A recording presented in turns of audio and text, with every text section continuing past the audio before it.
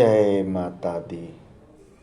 हे माता, आपके इस वीडियो को जो भक्तगण देखते हैं, जितना अधिक से अधिक देखेंगे उनको अधिक से अधिक आशीर्वाद देने का कृपा प्रदान करना माँ।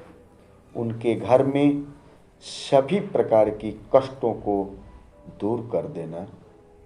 हे माता, ये आपके भक्त हैं, सदा उन पे दया बरसाना माँ।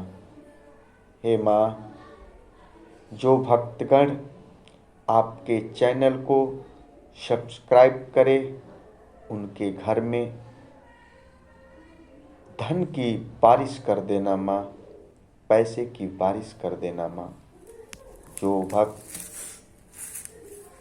आपके वीडियो को जितना अधिक शेयर करे, पैसे के हिसाब से उनके घर में धन धान भर देना, उनकी सारी सुख सुविधा प्रदान कर देना माँ।